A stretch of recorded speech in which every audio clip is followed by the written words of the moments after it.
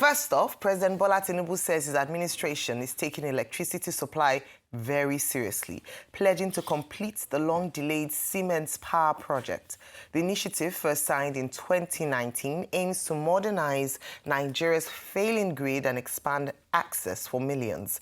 Receiving a Siemens delegation at the presidential villa on Monday, Tinubu notes that while progress has been made, it still falls short of expectations. State House correspondent Adesowa Omoran reports.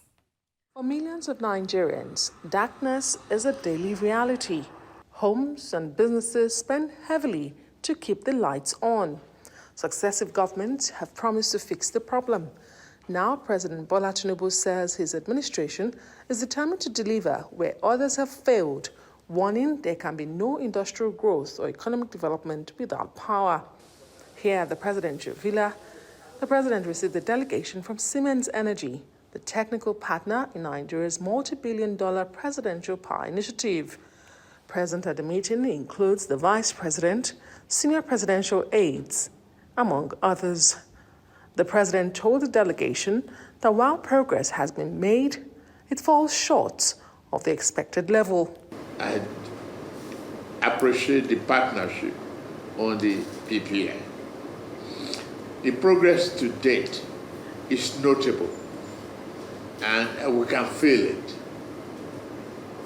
but not yet where we want it to be. Assuring that his government remains committed to completing the project, Tinubu directs the upgrade of major transformer substations from 2 to 3 phases. Our education, our healthcare, our transportation all depend upon energy. And without power, it is, an impossible objective. We are taking it very seriously, and that's it. Let me affirm our government's commitment to the aspect of this. And in addition to that, we are going to resource and, find a way to fund the additional 10 mobile substations. The Minister of Power reports that since 2023, when an accelerated agreement on the initiative was signed, notable progress has been recorded. The PPI has recorded notable milestones across its implementation phases. Under the pilot phase, which is the phase 0, we have achieved significant infrastructure upgrades and capacity enhancements that are already impacting grid stability and reliability across the country. Siemens Energy has successfully delivered and commissioned 10 units of 132/33 kV mobile substations, 3 units of 75 by 100 MVA transformers, and 7 units of 60 by 66 MVA transformers across key load centers nationwide. And this has added an unprecedented 984 megawatts of transmission capacity to the grid. This has actually stabilized the grid, as from the beginning of this year till date, we've only experienced a single grid disturbance, which only lasted 2 to 3 hours before restoration. The company says 2 of 5 new substations will be completed by the end of 2026. And the new training center will help transfer technology to Nigerian engineers. Already under construction in Abeokuta. This is designed to equip Nigerian engineers and technicians with world-class skills. Important and significant share of the total project volume is anchored in local scope, ensuring that the benefits and the jobs and the knowledge and the industrial growth are retained within Nigeria. This is not just a power project, it's a platform for the long-term national development. Germany is supporting this project wholeheartedly. We will provide not only export credit guarantees, but we will also push for a speedy completion of this project, because we know how the political agenda in Nigeria is, and we think actually the government should take the full credit of the successful completion of this project. Germany with this also demonstrates that we are a reliable partner to your country. The Siemens Presidential Power Initiative has been in the works for several years. The original implementation agreement was signed in 2019, with an acceleration and expansion phase agreed at COP28 in Dubai in 2023 by the Tinubu administration. Adesua Omorwan, Arise News. In other news, the Economic and Financial Crimes Commission, EFCC, has declared wanted a former Minister of State for Petroleum Resources, Timipre Silva. EFCC, in a statement, says Silva is wanted in connection with an alleged case of conspiracy and dishonest conversion of $14.8 million being part of funds injected by the Nigerian Contents Development and Monitoring Board into Atlantic International Refinery and Petrochemical Limited for the construction of a refinery. The Commission had last week secured a warrant for the arrest of the former governor of Bayelsa State at a federal high court sitting in Lagos. Meanwhile, an aide to Timipre Silva says the EFCC announcement allegedly made abruptly on social media came without any formal communication or due process, describing it as a move aimed at stirring public sentiment. Julius Bokoru, the Special Assistant on Media and Public Affairs to Timipre Silva, said what was once described as a coup matter has now transformed into financial allegations, suggesting a politically motivated campaign against Silva. He alleged that the accusations are part of a coordinated effort to undermine Silva's political relevance, comparing his ordeal to the biblical trials of Job. Bokoru clarifies that while he has not spoken directly with Silva, the former minister will honour the EFCC's invitation after completing his medical checkup in the UK. In some good news from security, troops of Operation Hadinkai, the joint task force in Nigeria's northeast, have recorded another major success in the fight against terrorism in Borno State. In a series of coordinated operations, the troops rescued 86 kidnapped victims, foiled a terrorist ambush, and arrested 29 logistics suppliers linked to insurgent groups. Arise News correspondent Ihotu Odo has more. According to a statement by the Media Information Officer, Operation Hadinkai, Lieutenant Colonel Sani Uba, troops of the 135 Special Forces Battalion under Sector 2 engaged Boko Haram and ISWAP terrorists on Sunday, November 9, 2025, at Duse Kura along the Burotai-Kumaya Road. The troops had intercepted the insurgents while they were abducting civilians and seizing vehicles. They swiftly repelled the attack and pursued the fleeing terrorists towards Mangari, where they overpowered them in a follow-up operation. A search of the area led to the discovery of 11 makeshift structures used by the insurgents and the rescue of 83 kidnapped victims, including men, women, and children.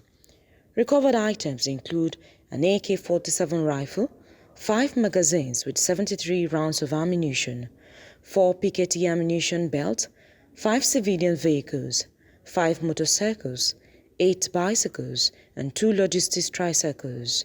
The terrorist camp was subsequently destroyed. In a related operation, troops deployed at Mangada arrested 29 suspected terrorist logistics suppliers while en route Chilaria. Items recovered from them include 2 pickup vans and a tricycle loaded with about 1,000 liters of petrol, engine oil, new gun truck tires, medical supplies, and large quantities of foodstuff. The military confirmed that all operations were carried out without any casualties among the troops. Ihotu Odo, Arise News.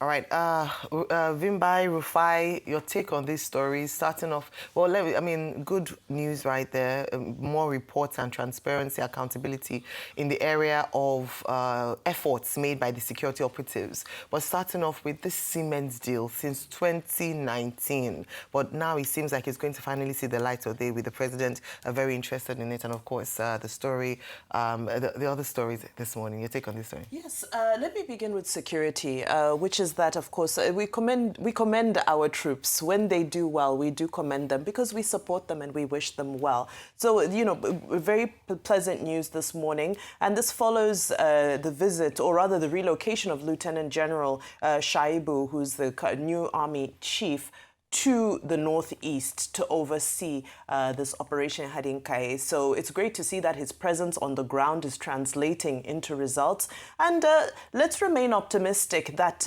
these changes that have been made to our security infrastructure are going to continue to yield more positive results, because we do know that many of those who have been newly appointed in the past couple of weeks have worked in the theatre, in the operational theatre, especially in these hotspots. So congratulations to them, and let's sustain this fight. Let's keep it going. Again, I say it's not yet uhuru until we see those who have been displaced from their homes begin to return to their homes, and we start to see the reconstruction of those areas. Then we will know it is uhuru and we're winning. Now let's look at the Siemens deal. The world is currently looking at what is called the energy trilemma. What is the energy trilemma? Accessibility, affordability, and sustainability. But in Africa, and specifically here in Nigeria, our focus is still on accessibility. So while everybody else is going to COP30 to talk about how to, move over to, climate-friendly energy sources and so forth, we just need to get past having more than just 50% of Nigerians have access to electricity, beyond individuals, from an industrialization point of view as well. Even if we're talking AI, it all comes down to power. So I think it's a positive development to see that this deal, which seemed to have sort of been left hanging for some time, is now being resuscitated. The argument is that, well, government is a continuum, but this is something that should have happened in 2023 as soon as the government of the day came in. However, it's better late than never. What are some of the issues on the ground? We already know that as the world looks at the energy trilemma that I earlier described as accessibility, affordability, and sustainability, locally we have our own energy trilemma, which is the dysfunction between our generation, our transmission, and our distribution. The Siemens deal is supposed to iron out our issues with transmission and distribution. Can it do that successfully? Because if we look at some of the issues currently happening with the discos, we're supposed to be on the fast track to metering. But the report this morning says that we've reached a 55% metering rate. What does this mean? This means that, again, we have half of Nigerians, just over 50% of Nigerians with access to electricity. And of those, only half of them have access to metered, which means that other people are experiencing estimated billing. And we know the challenges that exist with that. Beyond the affordability issue, of course, we also know the fact that we can generate. We have the raw resource to generate, but can the electricity get to the people? So if this deal can be implemented, if we can focus on it and other such transactions, it certainly would open up, a new wave of possibilities. But again, we'll continue to emphasize affordability. Once we iron out the issues, once it gets to distribution, it must be affordable for the consumer. I'll round up with Timipre Silva and the EFCC declaring him wanted. Now, there are several precedents to this particular case concerning the NCDM and the Atlantic Petrochemicals Company, Atlantic Petrochemicals Limited. And it is reported that in May of 2024, some stakeholders had petitioned EFCC to begin a probe into what is actually into what is actually a $35 million scandal. Anyway, in October of this year, the reps now entered into a probe of this, what could have happened with the funds. And this was a motion adopted by Billy Osowaro of APC Edo State. So the probe is in order, because where is the modular refinery? However, the EFCC made a promise to us, a commitment that they would not be doing media trials. So how can you post a wanted picture of a man who has not been formally invited for questioning? What is he wanted for? This trend of posting pictures of people and saying wanted and painting them as criminals when the law said you are innocent until proven guilty. He is not a convict. He is being invited for questioning. So the bold statement wanted, when it's clear the man is out of the country, is unnecessarily insightful and inflammatory. And we need to, EFCC, yes, we commend you for doing the work, for chasing these types of scandals. However, it's difficult for us to negate the fact that it now looks politically motivated because it's being done in an unethical way. Thank you. Very well said. Rufai, your take on these stories. I mean, what do you expect? If you take our time to look at many things the EFCC has said and what they have done, pretty much reminds you of Ralph Waldo Emerson, what he said, that what you do speaks so loud I can't hear what you say. So to a large extent, they've constantly said, we're not going to do media trial, we're going to see results, we've prosecuted this, we've prosecuted that, and all of that. But we all remember the circles that heralded Yahya Bello's trial. But still today, anyway, the case is still in court, so we are waiting for the outcome of that with the empirical evidence that they claim they have. And as regards the Simi Priye Silva case, it's not today the EFCC have been doing this. It's their stock in trade. They print wanted out, they raise alarm. In the end, we'll not even hear the end of the case. That's the sad part about this country. We only hear when the cases start. Now, they're talking about $14 million. They're talking about refinery, Atlantic Petroleum, and all of that. We only hear the hula baloo when the case starts. We never hear it follow through to conviction. So it's part of the smoke screen that the EFCC will normally do. And that's why when they now further release reports in the end and say they've done over 3,000 or 4,000 convictions, I'm wondering, okay, they have the data, I don't. But can we also scrutinize the data and see conviction by conviction by conviction, how it amounted to thousands of convictions? All we are just saying is, let's collectively fight corruption. Let the man have his day, charge him, do your investigation, let's get to the end of the matter, not all of this hula baloo. The military, we commend them, like we normally commend our troops. When they do well, we say it. But does this negate the fact that there are a lot of killings in the country? No. There's still been killings. There's still a massive level of insecurity. And because I keep seeing this narrative, oh, there's no killings, no genocide. No. Let's be careful. Let us not pee on the graves of those that have died. I took out time to research Raphael Lemke's definition of genocide. In the grand definition of genocide, it doesn't even talk about only even killings. It talks about targeted attempts as group. There have been villages that have been sacked, dominant Christian villages that people cannot go back to. It's not a fight between Christians and Muslims. We want insecurity and pain to leave our country. And we charge the military to be able to do more as regards this. Let's be careful. It's not a fight between Christians and Muslims, but kudos to our military. We want them to do well.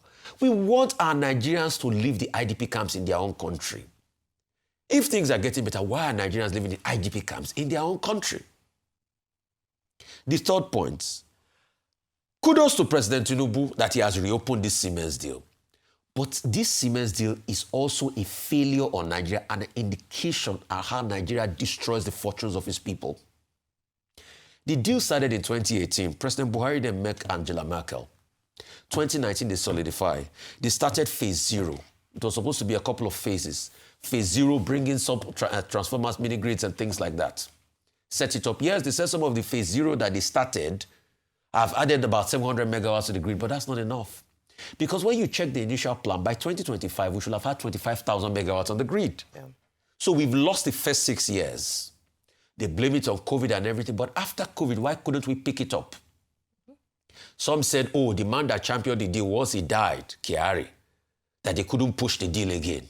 Should that be the case? Should government not be a continuum? Then we left the deal all this while.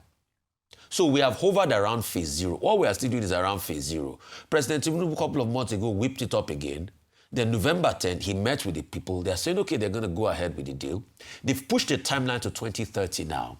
What we ought to have achieved in 2025, by this year, we should have had 25,000 megawatts already. So it shows how government fails. When we say APC government failed, they say, oh, why are you talking? You're attacking governments. You have bad narrative. You have this, you have that. Rufai, what is wrong with you? But President Buhari's government failed as regards this. So we charge President Tinubu, take it up and please do not fail. So that at least by 2030 or beyond, we can have 25,000 megawatts that we ought to have been having now. And we must also get metering. You talked about the fact that about over 11 million electricity users, only about 6 million have meters.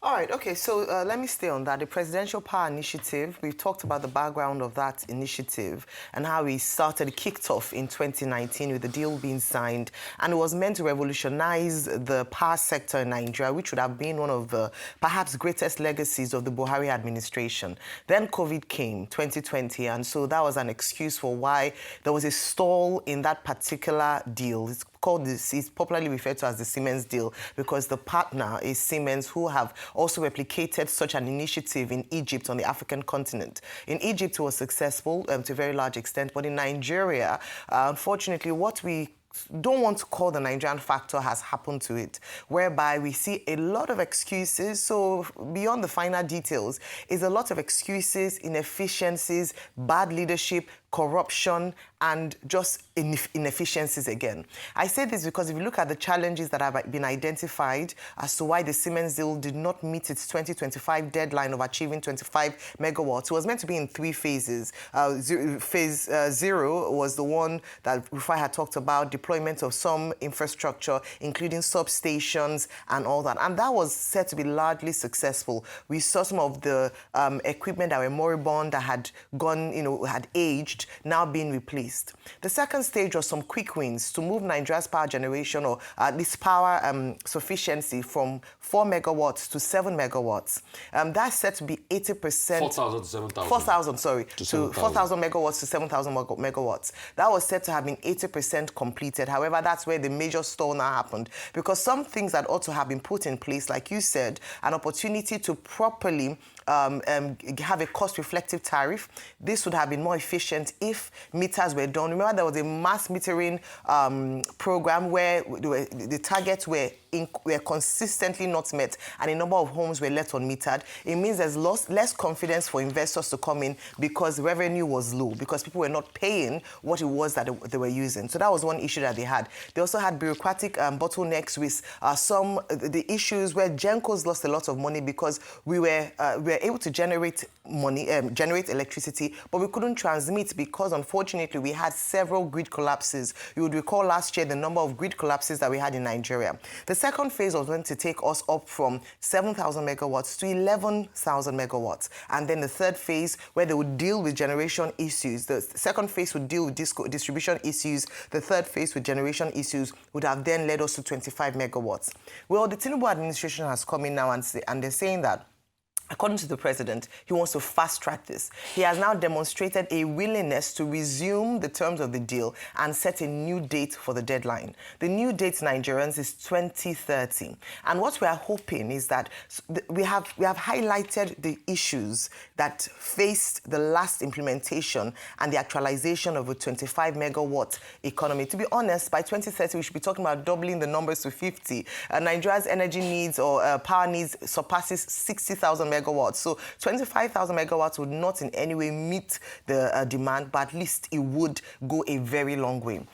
So number one is to learn from the errors of the past. Number two is to get the metering right. Number three is to ensure that we're able to fix some of the metering challenges that we've had. Then number four is to deal with the vandalization of equipment, because these are some of the things that were also identified as challenges to that Siemens deal happening. The president had talked about as well how much the economy loses, especially when we talk about small businesses and businesses who have to power up. And this takes a huge chunk of operational costs.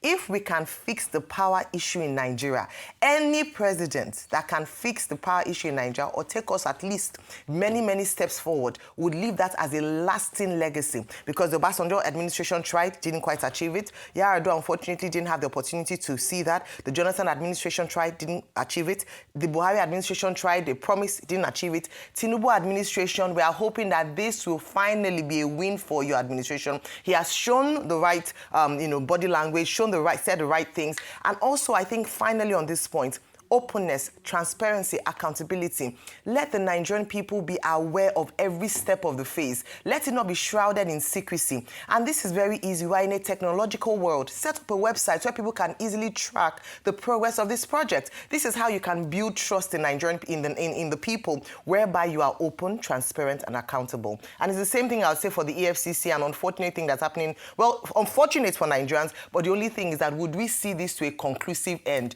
We did end on with a media trial, or would we actually see people pay the price for any infractions that have been investigated and found to be true? We hope to take these conversations even further. We'll be speaking about other stories in the course of today's show, so stay tuned.